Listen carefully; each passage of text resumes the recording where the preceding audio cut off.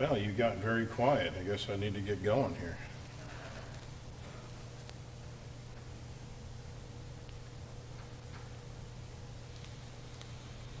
Okay. If the evidence indicates that in nature life can only come from similar life, then logically there must be something outside of nature that initiated life. It's basically where we left off. That's the only option in harmony with the scientific evidence.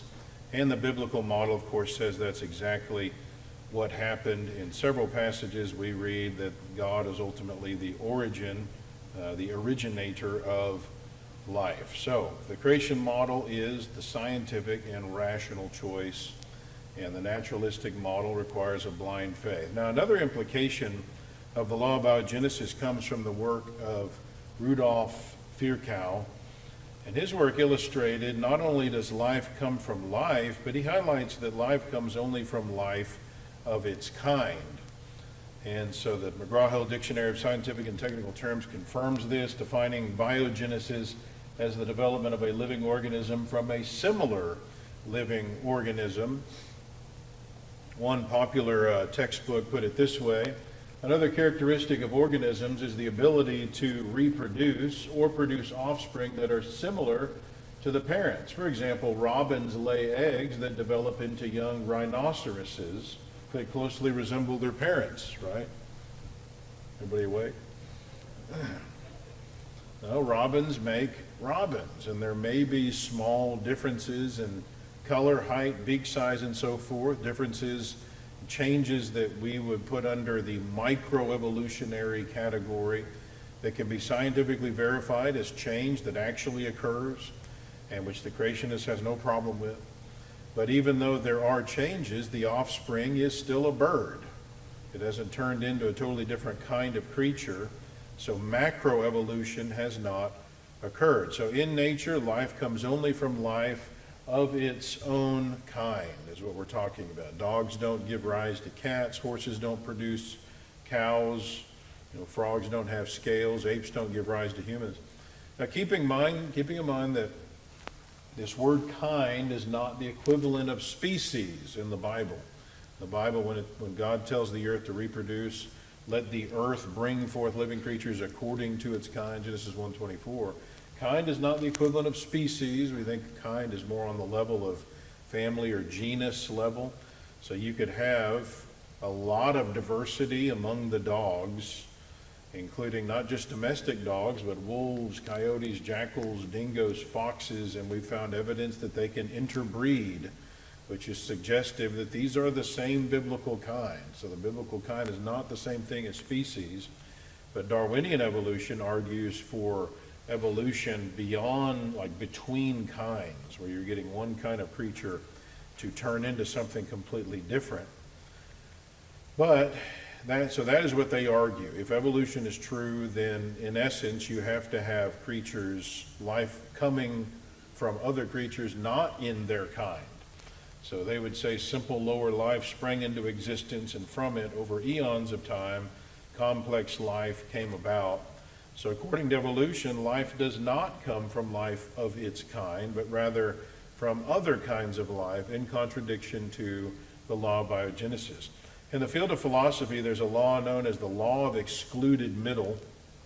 And this law says that every precisely stated proposition is either true or false. Okay, so as long as, for example, you precisely and clearly define what you're talking about, you can know whether something is true or false. So if I was to say, Bill is bald, okay, well, as long as I precisely define what I mean by a bald person, let's say I say it's a person with 100 hairs or less on his head, then I can know if Bill is or is not bald. There's no middle ground, somebody that is both bald and not bald at the same time. There'd be no middle ground on that. So as long as I precisely define what a human is, and scientists have done that, then everything either is or is not a human. And according to the law of biogenesis, a non-human cannot give rise to a human. And so again, evolutionary theory contradicts the actual physical evidence and requires that very thing to occur. So evolutionary theory is not in harmony with the scientific evidence on that matter. But again, the biblical model is in perfect harmony with the scientific evidence. God creates life, creates it according to its kind, tells the earth to reproduce living things according to their kinds. Whatever a man sows, that's what he's going to reap, Galatians 6:7. He's not going to reap something completely different from what he sowed. So the biblical model doesn't have the problem of having to make the evolutionary jump between various kinds of creatures, because God creates the general kinds, and those kinds have remained the same with just a lot of variety, diversity within those kinds, amounting to, again, microevolution. Now, the idea that life comes only from life of its own kind leads us into a discussion on this idea of genetics. And so that's why we want to spend a few moments on this in this session. Darwin's evolution itself has actually evolved over the decades. Since evolutionists keep having to admit that it doesn't work the way that they previously thought it would, starting with Darwin. The alleged evolutionary timeline is constantly having to be revised. Dates change as to when various animals live. The order of evolutionary development is constantly changed. New theories as to why various animals develop their various body parts are constantly being made.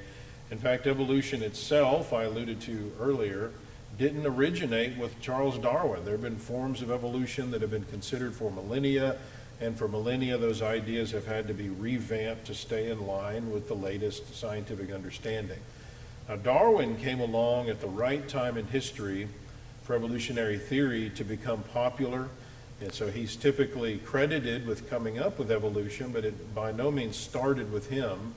But a fundamental aspect of his theory that was different was natural selection. And natural selection is the idea that those species that are best suited, more fit for a particular environment are going to tend to survive. And those species that aren't as well suited to a particular environment, if they don't migrate, they're going to tend to die out, either because they don't do as well in that environmental condition, or other creatures push them out because they're not as well suited to that environment. And that really, by and large, is true. The creationists don't really have a problem with that idea. The problem is that Darwin believed natural selection could provide a mechanism to make single-celled organisms turn into humans over time. That all forms of life could come about from previously existing, less complex life, starting with a single-celled organism. The scientists have realized that Darwin was wrong about that. Natural selection couldn't cause evolution to occur. Notice what Stephen Jay Gould of Harvard said. The essence of Darwinism lies in a single phrase: natural selection is the creative force of evolutionary change. No one denies that selection will play a negative role in eliminating the unfit. Darwinian theories require that it create the fit as well, and that's where the problem is, because evolutionists recognize they can't claim that natural selection could create the fit. It's only a filtering mechanism that eliminates the unfit. It can't create the fit. Dutch evolutionary botanist Hugo de Vries long ago said, natural selection may explain the survival of the fittest, but it cannot explain the arrival of the fittest. So they realized natural selection can't cut it. It doesn't even give you a mechanism for the kind of change Darwin was advocating. Evolutionists sometimes point to peppered moths as proof that evolution happens. The story's told that two types of English peppered moths lived in England during the Industrial Revolution, and most of the moths were light-colored and speckled, which was said to allow them to be camouflaged whenever they were on the trees that had light-colored lichen on them, and so the birds couldn't see them, and so they didn't eat as many of them, so they flourished. And then factories in England began producing soot and smoke, which killed the lichens and exposed the bark color underneath, so then the light-colored moths stood out, and so they started dying off because the birds would eat them, and the darker-colored moths began to thrive. So in that sense, the species adapted to the change. When this was touted as proof of evolution, now the whole story's been called into question as having been made up, with fake photos being taken and dead moths being glued to trees to try to prove this. But regardless of whether or not it's true or false, this is just an example of natural selection, not actual evolution of a new creature. So an ancestral moth with the genes available to produce both white and dark colored moths had offspring of both types, and then one type thrived in one setting, and then the other one that still existed thrived in a different setting. So there wasn't really a change that even occurred. It was just selection between already available varieties. Now, in order for evolution to happen, you have to have a change that would allow you to get a new variety, a totally different type of animal, not merely a variety of the original.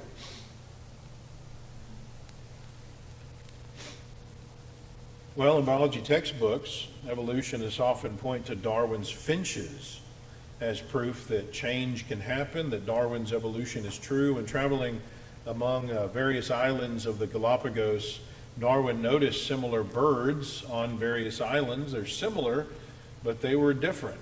And there were differences in their beak size and shape and color, for example, but they were still clearly finches, and so he postulated that they must be related. The various similar species must have evolved from a single ancestor, he thought, over in South America, that then migrated out there to the Galapagos.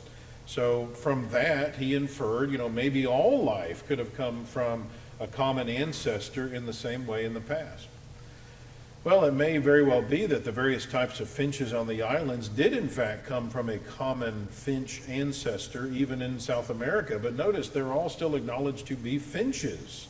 These are small changes that have occurred within the finch kind, what we might call again microevolution, but which doesn't contradict creation, but macroevolution hasn't been demonstrated to occur with the finches. That's the kind of evidence that's needed to prove Darwinian evolution. Notice what Miller and Levine admitted in their biology textbook. They discuss the recent work of Peter and Rosemary Grant of Princeton. They spent 35 years studying the Galapagos finches, and they realized that Darwin's theory about finch evolution was based on assumptions. The first being, for beak size and shape to evolve, there must be enough heritable variation in those traits to provide raw material for natural selection. And what that means is, if the finch already, what it means is the finch had to already have the genetic potential for bringing about various beak sizes and shapes. It didn't just evolve those differences out of nowhere. Those possibilities already existed in the finch's genes. They were inheritable. There was variation that was able to be inherited that was already in their genes. That's what gave them the raw material for that kind of change. So if the finch didn't have the potential for growing something different than, say, a beak, then it couldn't grow it, because there's limits to how much a finch could change based on its heritable variation. So a finch may have a baby that's slightly different from its parents because it has the potential for some genetic variation. We're not exactly the same as our parents, but it's still a finch. And after the new finch is born, now natural selection steps in. And basically, if the finch is not as well suited particular environment, it's going to tend to die out. That's all that's going on. There's been no evolution between kinds. Well, evolutionists have realized this, that natural selection can't be used to try to prove one type of creature can evolve into a totally different kind of creature. Enter neo-Darwinism.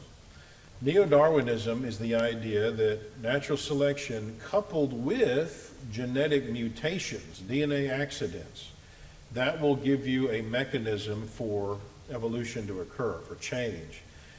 But that claim has problems too, because genetic mutations, when you look at the actual physical evidence, doesn't generate that new raw material that was in that quote. It doesn't give you the new genetic information that you need, and that's what's necessary for the kind of change required by evolutionary theory. Speaking to that issue, British physicist Alan Hayward said, "Mutations don't appear to bring progressive changes. Genes seem to be built so as to allow changes to occur within certain narrow limits and to prevent those limits from being crossed." To oversimplify a little, mutations very easily produce new varieties within a species and might occasionally produce a new, though similar species, but despite enormous efforts by experimenters and breeders, mutations seem unable to produce entirely new forms of life. That's significant. Stephen Jay Gould said this about mutations: "A mutation doesn't produce major new raw material." You don't make a new species by mutating the species. That's a common idea people have, that evolution is due to random mutations. A mutation is not the cause of evolutionary change. You look at the actual evidence, mutations are not creating the kind of change that they need to, in order for evolution to be true. So when he admits that, that's an important admission. New raw material, new genetic information isn't being added to the genome in a mutation. So information, think about information for a moment. If I were to hand you a book, what would I be giving you in a purely physical sense? Well, leather or cloth, that's your cover. Paper, which is basically wood. Some kind of glue and ink, maybe a little bit of dust. Physically, that's what I've given you. Now, I can arrange the ink in a certain way without actually adding anything physically to the book, and thereby can give some meaning to those materials. I can convey a message, though again, I haven't actually added anything physically, any molecules to the book. And yet, I have added something to the physical book, even though it's not a physical addition, right? Information. Information can be added. And it doesn't even have to be on paper. It can be conveyed by vibrating the airwaves in a certain way, like I'm doing right now, towards your ears. It can be through a sequence of taps, like Morse code. It can be through smoke signals, right, like the Native Americans and so forth. Any of the, I could move my hands in a certain way and do sign language, right? In none of these motions is there anything inherently about those physical motions or sounds that means anything in and of itself, physically speaking. We assign meaning to those physical actions or sounds, but if we didn't, then there wouldn't be any inherent meaning. Information isn't physical, but it clearly exists, right? Information scientist and professor and control engineer director of Information Technology Division at the German Federal Institute of Physics and Technology, Werner Gitz, his name. He says, "Many scientists therefore justly regard information as the third fundamental entity alongside matter and energy." So information is real, it exists, we know even biologically it's packed into our DNA. It's what makes us physically what we are.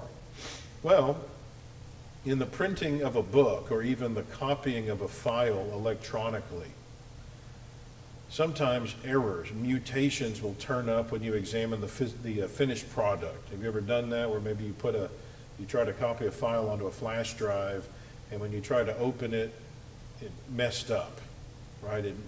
The file is mutated, right? So for example, you could have individual words that could be messed up, or a few letters of a word are changed to other letters. That's termed codon errors when that happens in your DNA, in genetics. Duplication could occur, which is the idea that words, sentences, even entire paragraphs can be duplicated in the book somewhere. Translocation could occur, which is the idea that chunks from one part of the book could be moved from one area of the book and inserted into another area. Deletion can occur, which is the idea that chunks of the book can just be totally lost. So these kinds of errors, these kinds of mutations happen in genetics, and there's others.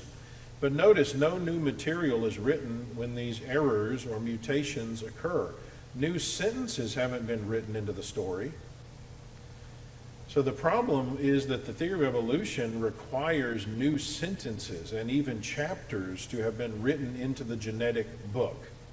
In fact, it requires sequels of the book to write themselves. Codon errors, duplications, translocations, deletions are mutations, but they don't add new information. They simply garble something that already exists. So they alter what has to already be there. So they might cause a fly that already has the genetics for wings to have extra wings, like in homeotic mutations. Or they might cause a person that already has the genetics for a toe to have an extra toe, like in polydactyly. But mutations can't create new kinds of creatures. A mutation wouldn't cause a wing, for example, to appear on a creature unless the creature already had wings in its genetic code. It has to have that heritable variation that allows for that. So in other words, using our book example, no new paragraphs or chapters are written by mutations when you look at the actual evidence. So what that means is if a living creature doesn't already have the genetic code, it doesn't already have the heritable variation to grow new parts, then it can't grow them. So sorry, if you don't have antlers in your genes, you're just not going to be able to grow them. Kids, I'm sorry. I know that would be exciting to be able to do that. If you don't have webbed duck feet in your genes or feathers, you're not going to be able to grow those. If you don't have tank tracks in your genes, sorry, you're never going to be able to roll on over to your neighbor's house and carry out a tank assault. And it really doesn't matter how long you live, and it doesn't matter how long you mutate. That's not what the question is here. Someone says, well, what about bacteria that have evolved a resistance to antibiotics through mutation? Right? You might have heard of this or thought about this. Is this an example of evolution from mutation? First of all, note that such changes in bacteria didn't lead the bacteria to be something else. It's still bacteria. And so we would call this another example of microevolution, not macro. We don't have a problem with this from a creation standpoint.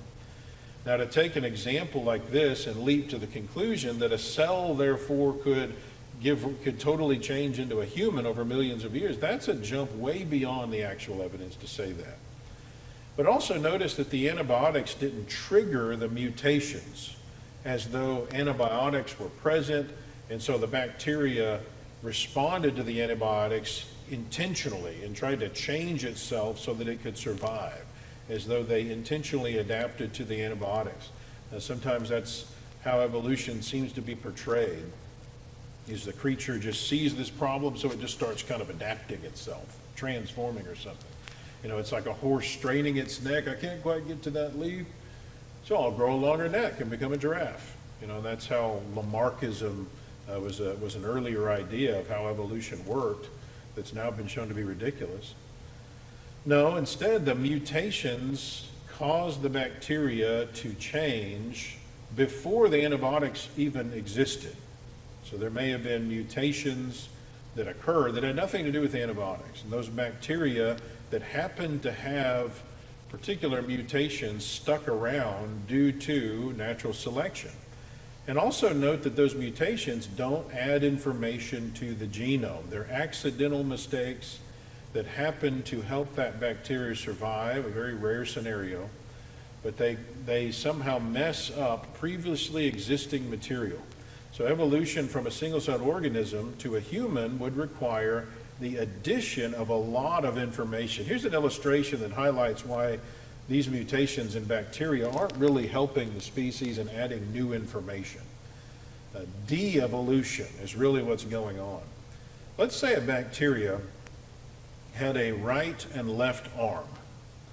And when an antibiotic was used, it killed the bacteria by attaching itself to the left hand of the bacteria. Let's say that's the antibiotic's mode of attack. It's through the left arm. Well, what would happen if a bacteria randomly mutated so that it didn't have a left arm? Well, the antibiotic wouldn't be able to kill it. It would survive. But is the bacteria really better off? Well, it can survive an attack by that particular antibiotic, yeah, but overall, it's a weaker species. It's crippled. It hasn't evolved into something other than a bacteria, and it hasn't even caused a net improvement in the species, as evolution requires. Someone says, but mutations, you say mutations don't add material to the genome, but don't gene duplication mutations add material? So duplications are mutations that will duplicate nucleotides or chromosomes, and in that sense they add 2 times the same information to the genome in those areas where they occur. But notice this. Notice what they do. Try to read the screen there. So duplication of material doesn't add new information. It only repeats already existing information. It's not new information, and if anything, they're causing chaos. That's why you don't want mutations to occur. Those are errors. So entropy and degeneration and disruption of the genome are occurring, not evolutionary progress. So neo-Darwinism and its reliance on mutations can't provide the mechanism for cell-to-human evolution, as many evolutionists claim, which is why, of course, many actual geneticists have come out and said, no, this doesn't work, guys. Like Pierre-Paul Grosset, who was the chair of evolution at the Sorbonne in Paris for decades. He said, no matter how numerous they may be, mutations do not produce any kind of evolution. Lynn Margulis and Dorian Sagan, who came out strongly in disagreement with the idea that genetic mutations could be a mechanism for evolution. They said mutation accumulation does not lead to new species or even to new organs or new tissues. So they need a mechanism to, that original life that springs into existence is already a problem. But then they have to have a way to get those creatures, those single-celled organisms, into everything else. You need a mechanism that'll generate that kind of genetic information. Our DNA does not look the same as a single-celled organism's DNA. You got to have a way to change that in order to become a human, and mutations don't do it. And that is the one mechanism that they have to try to push for this idea. If you want to see much more information on this particular topic, I highly recommend this book, Genetic Entropy. That is not, we didn't put this book out. It's by John Sanford, who's a population geneticist from Cornell University. He's the guy that actually invented the gene gun. And he's written a book that is a death blow to this idea of neo-Darwinism. I highly recommend that. So, the science we've looked at already in these sessions so far, the equivalent of mounds and mounds of scientific evidence, totally dismantles 4 of the fundamental planks of evolutionary theory. And keep in mind a couple things about these laws. It's not even that there couldn't necessarily be some situation where, for example, life could somehow come from non-life. It's that, number one, there's no evidence for it. So believing in it requires a blind faith. It is irrational to believe in it. And number two, does it make sense to build an entire belief system and make your entire scientific model to be based on the idea that somehow life could come from non-life, or that matter and energy could create themselves, where you've devoted yourself to this kind of thinking when there isn't even evidence for these most basic requirements of your model? Does it make sense to do that? Recall again this chart. We saw that the laws of thermodynamics and the law of causality prohibit the first 2 planks on the chart.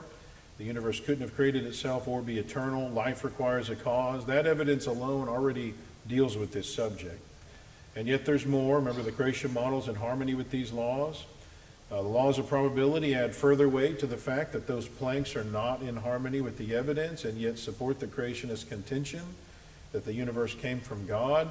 The law of biogenesis further illustrates that abiogenesis cannot occur, and neither can macroevolution, because life produces according to its kind, unlike what macroevolution proposes. Again, the creation model is in harmony with the scientific evidence on that. And finally, the evidence from genetics illustrates that macroevolution can't happen. Neo-Darwinism, which is the mechanism for macroevolutionary change, is false, because mutations don't provide new information. Once again, the creation model has no problem with that. because it doesn't require evolution between kinds and the generation of new genetic information. So the laws of science written by God, and so of course you would expect them to be in harmony with the creation model, and yet when we study the evidence, we find the evolutionary model is riddled with issues. A few years ago, Philip Yam wrote in Scientific American about new ideas that get brought up in the scientific community that contradict proven science. He said, certainly there should be room for far out, potentially revolutionary ideas, but not at the expense of solid science. And he wasn't directly talking about evolution, but what a telling statement. I mean, what can be more solid science than the laws of science? And what theory comes more in conflict with solid science than naturalistic evolution? Now, really, it is a mystery as to why evolution can even be deemed a legitimate scientific theory, because it doesn't have supporting evidence for its most fundamental planks. If, upon gathering scientific evidence, a person continues to find constant issues with a theory and finds that there seems to be a never-ending readjustment of a theory in order to try to keep it in harmony with the evidence, at some point one should wonder whether the theory should be thrown out in favor of a belief that does not constantly contradict the evidence. Wouldn't that be the logical, reasonable way to look at the evidence? Wouldn't that be the scientific, unbiased, unprejudiced approach? Shouldn't a person be pretty suspicious of any theory that has to be continually revamped over and over throughout the centuries and even millennia just to try to keep it alive? In the book Darwin's Dangerous Idea, atheistic philosopher Daniel Dennett, who's one of the most famous atheists out there, he argues that spreading the atheistic agenda must start by indoctrinating children at the earliest opportunity, including teaching children that parents who do not believe in evolution are lying to their children. Niles Eldredge, in his book, The Triumph of Evolution and the Failure of Creationism, said, I maintain my conviction that the real battleground is in the classroom, right? That's where you win the hearts and minds of a country. Hitler understood that. The homosexuals have implemented this to great effect in influencing further generations. It doesn't matter what you believe. If they can teach kids while they're malleable, then hey, they've already got the next generation in whatever it is they're wanting them to know about. And so they have been extremely effective with this agenda, and they've basically won the war. They have gotten the Supreme Court to pull creation teaching out of the public school classroom, even though the Bible was like a primary textbook that was used in our country at the beginning. The Bible was loaded into public school education. And so no wonder it led to our country being so Christian. That's all now been ripped out thanks to the agenda of these kind of guys, which makes it so important for us to be thinking. I would argue the most important mission field are children. We have got to find ways to get information into children's minds the best we can. Any kind of opportunity we can, we need to be trying to get material into their hands to try to counter what is being done in the school classrooms and by society at large. So we have a lot of materials at AP that are developed for you with that in mind, to get the tools that you need to get out there to these kids. And I would encourage you thinking about not just your own kids and grandkids, but think about your neighbors, think about other kids at your congregation, other kids that are out there that you just run into. Look for ways to get the truth into their hands. We're a nonprofit organization, so we're not out to just try to make a ton of money off of this or something, but we offer these very cheap to allow you to be able to get lots of material into the hands of kids. For example, we've got these creation cards that'll even teach little toddlers, start teaching them the truth about creation. We've got learn to read books and early readers and advanced readers that have been developed. You know, Dick and Jane and Dr. Seuss can be fine and good to that end, but why not use readers that actually teach the truth about creation and the evidence of design in the universe, that starts preparing their thinking about creation and against ideas like evolution. We've got books that are rhyming books that are just really more Bible stories to rhyme. This is such an important tool right here. A lot of people don't realize we actually have a monthly Scripture and Science magazine subscription that you can get, basically $1.25 a month, that gives kids important information about God and creation, and as well as Bible. There's all kinds of things we cover in these, just straight Bible stories and virtue type issues devoted to that and so forth.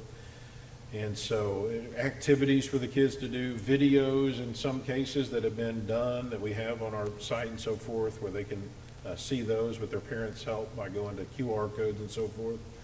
And again, we're talking like $1.25 a month. Think in terms, I've had some congregations where the elders have gotten subscriptions for all the kids of their congregation. One congregation in Oklahoma was working to get a subscription to every child in their entire city. Like, they got the list of the whole city, and they're working on getting a subscription for every kid in their city. So think about your neighbor, that has little kids running around that drive you crazy because they're not being properly trained, right? Well, hey, you could get a subscription to where they every month are getting this beautiful magazine that their kids, of course, are going to want to open up and look at. And you could be doing evangelism without even a word. I developed some booklets to try to make it where kids can stay more focused and participate more in the worship assembly from a young age. So our young people are getting more and more where they're not going to be willing to sit through a lesson like this. These kids are not typical, right, to be able to sit here through this and stay focused. And yet this is a primary mode that God has used for the dissemination of important information is sermons, right? This is what you see in the Bible. This is an important technique. And our young people across our country are being so trained to think about stimulation that they're not equipped to be able to sit through lectures anymore. And we got to make sure that they can plug in on worship assemblies. This is a popular book, Dinosaurs Unleashed, teaching kids what kids don't want to learn about dinosaurs, but teaching about them from an actual biblical perspective and showing them amazing evidence of what the Bible teaches about these creatures. And we've recently, in the last 2 or 3 years, given this a facelift and updated it and expanded it. The Dinosaur Field Journal is probably one of my top 5 favorite books at AP, even though it's written for kids. Because I just think it's so cool, because it looks like an actual scientific field journal. It looks like there's sketches in there and everything. And it's supposed to be this guy in the post-flood world that is going around studying the dinosaurs and sketching the things that he's seeing and so forth. It's a really cool concept.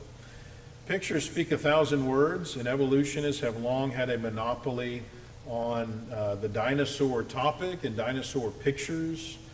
In fact, they were smart to, whenever evolution, when they're trying to push it hard to young people, they coupled it with dinosaurs as though the two went together. And so that made evolution, I think, really start taking off in our country.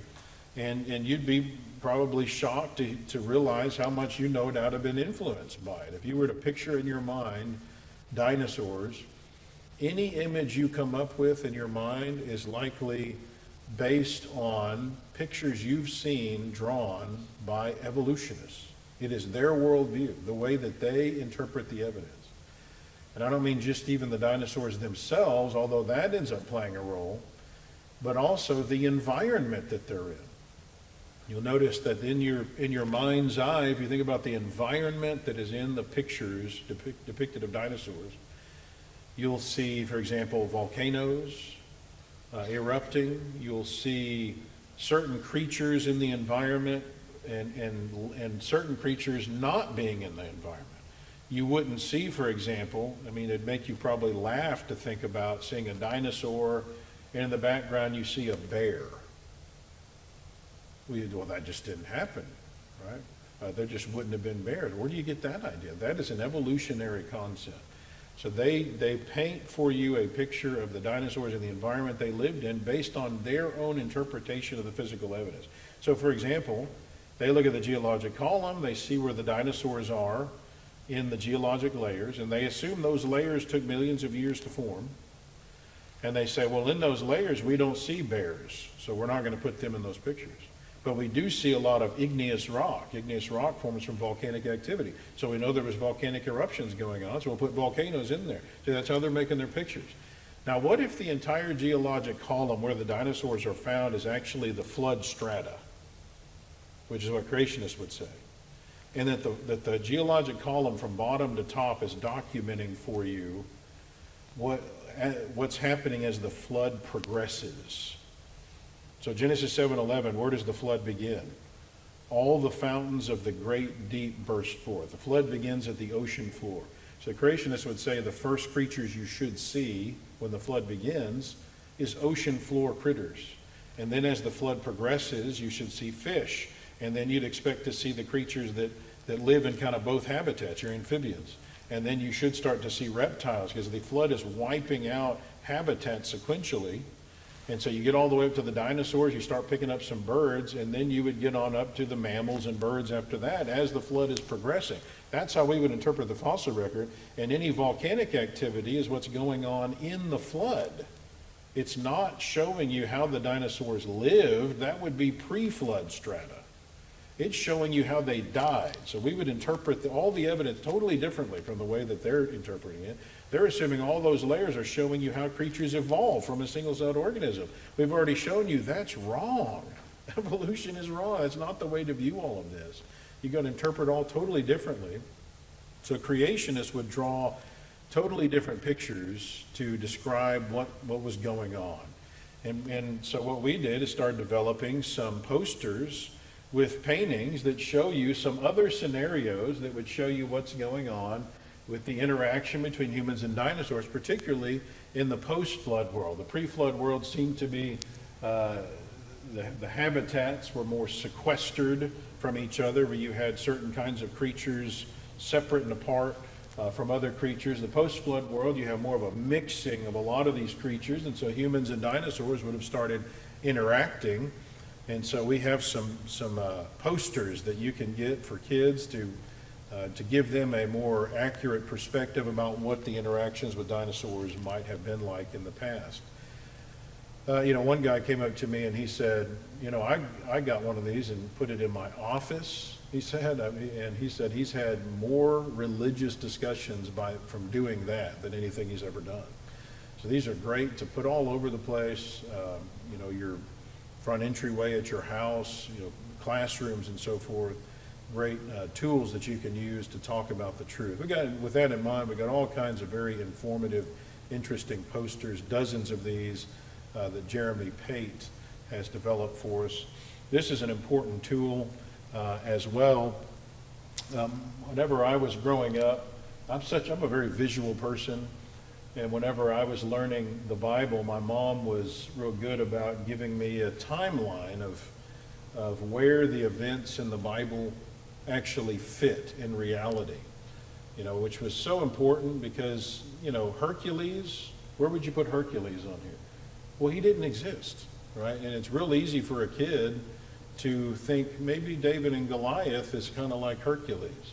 And it's way different when you can pinpoint exactly in history where this individual lives. It's going to be a very valuable teaching tool.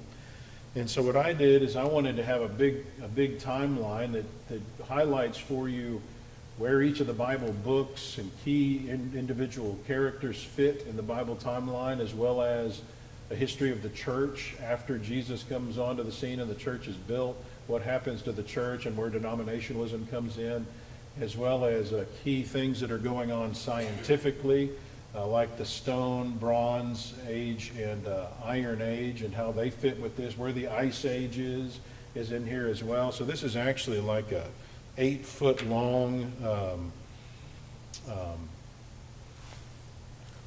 this is like an 8-foot long timeline. It's massive. That you can actually, I'll zoom in on some of it to give you kind of an idea of kind of what it looks like. But it's got all kinds of information in here. This is a great thing to have in classrooms where teachers can refer to this and show kids all kinds of important information and what is going on there. Notice you've got all the Bible books are in here where you see the material that's being covered. Got a blow up of the northern and southern kingdoms and how that pans out. You've got over here the New Testament books, and again you've got church history where the Protestant Reformation comes in, the various denominations and so forth. You think that's valuable to have something like that for kids? I thought so as a kid. How about teaching kids on their level, 4th through 6th grade level, how they can know from the evidence that God is real and the Bible is actually inspired? Very valuable tools to make sure kids have clarity on that before they get to those grades where they're going to be challenged on these things. We actually translated this into Chinese, and it has been an extremely effective evangelistic tool for missionaries in China, because you can imagine China, they don't learn anything about evidence for the existence of God. Quite the contrary. It's an atheistic country. And here you've got 1 billion people plus on the planet that are being raised with that kind of thinking. This is an extremely valuable tool even for adults that have never heard simple arguments for the existence of God. Wonders of God's creation shows all kinds of amazing creatures that God created that defy evolution and show powerful evidence of design. Does God like to paint? Again, written on about a 4th through 6th grade level, taking kids through the amazing design of the cosmos, written by 2 Brotherhood astrophysicists. Branyan may be the only PhD astrophysicist in the history of the church, for all I know. And his wife, Alana, is actually has a master's in it. You can imagine what their discussions around the table at night are like. Kids probably hate space. Anyway, amazing book. In fact, we've got another book of theirs that we're about to put out that is closer to almost an astronomy textbook, I would say, for more, say, middle school age kids. Truth be told, another, man, this keeps making weird noises, doesn't it? Every time I turn, okay, there we go. Truth be told, this is an invaluable book for kids that are about 5th through 9th grade, so about those middle school years, junior high years. Whenever they're learning, for example, life science, earth science, biology, and they're going to start hearing these specific arguments for evolution and an old earth and so forth. This book was written by Kyle and Eric taking textbooks that kids will be reading in those years, going to the sections where they talk about evolution and the age of the earth, and actually writing this in direct response to those things that the kids are going to be learning, to help kids see the truth of the matter and how we would respond to those things. So it's written to be kind of like a textbook in that sense, very valuable book to make sure kids aren't being, the statistics really reveal that we're losing 40% of our kids after they leave home. That's when it's clear that we're losing them. Really, they're lost long before that. They're lost in the middle school years, is what we're finding. Those are the years that they're really hearing stuff that is not being countered, and so they've really kind of lost their faith, and it really doesn't reveal itself until they're on their own, and now they don't have to go to church anymore because their parents aren't there to make them. Right? We've got to make sure they're ready. Flooded, my book Flooded is, it's written on about a 9th grade level, and it is developed to bring us up to speed on the latest thinking in creation science and the powerful evidence for the flood and what God says happened there in Genesis 6 through 9. So much of science today goes back to this event, and this makes sure that kids know the truth on this. But again, it being written on about a 9th grade level, it is a favorite of adults as well, because it's very picture heavy, because I really am a visual person, so it's got so much material in there. We're actually out of these. We've been out for a few weeks because we're trying to get the 2nd edition up and running and to the printer, and I literally got my final edits to Rob on this week. And he finished making all those edits, and so Monday I'll make sure that he got all those done, and then we'll push print on this for the 2nd edition, the revised edition that is expanded about 60 pages or so. The cover will be a little bit different as well. So be on the lookout for that when it gets back from the printer, which will take 3 to 4 months. Believe it or not, it takes that long to get these, so it'll be a minute before they get back. And I've got an entire website devoted to that flooded material to make it for parents and teachers to give you tools that you could use to teach this material, including laboratories. There's a quiz science, all kinds of stuff that you can use to teach this material to them. But also, I offer a course where I'll take high schoolers out to Arizona and I'll teach the material and go very in depth beyond even the book. We go very deep into creation science and the flood, and the kids get to see this stuff firsthand instead of just reading about it in the book, and actually do laboratory experiments. They actually do creation science that helps to validate the things that are being taught.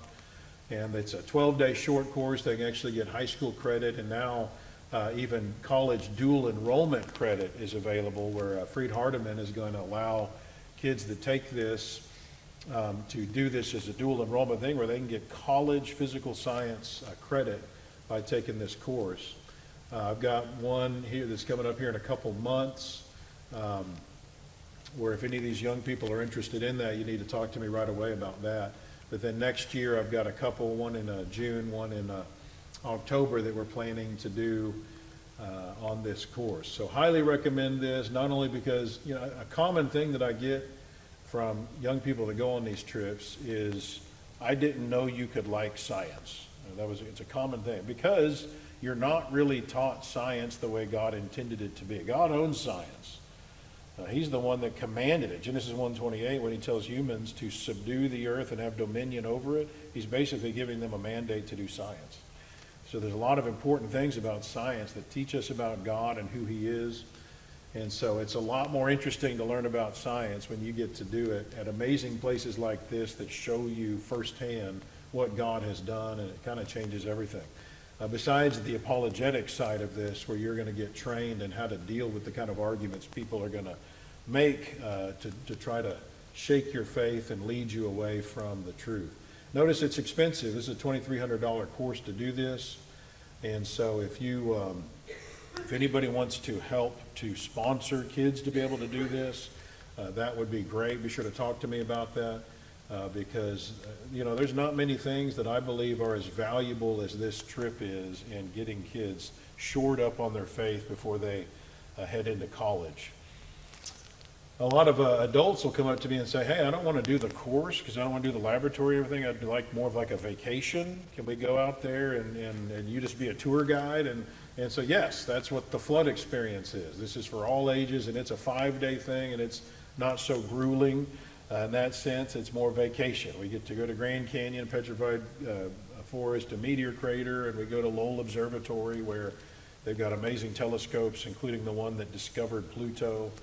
And we go to Lava River Cave, Grand Canyon Caverns. We're going to start doing that. They finally opened that back up. So have a couple of those next year, one in June, one in November, after the flooded course, actually.